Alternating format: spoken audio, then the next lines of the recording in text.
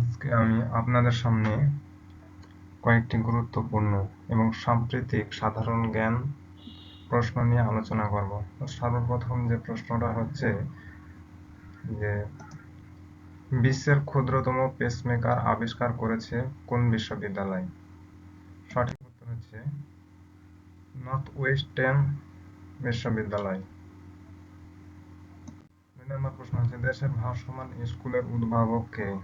দেশের ভাসমান স্কুলের উদ্ভাবক সঠিক উত্তর হচ্ছে মোহাম্মদ রেজওয়ান।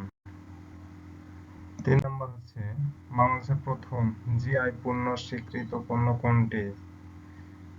বাংলাদেশের প্রথম জিআই স্বীকৃত পণ্য হচ্ছে সঠিক উত্তর জামদানি শাড়ি।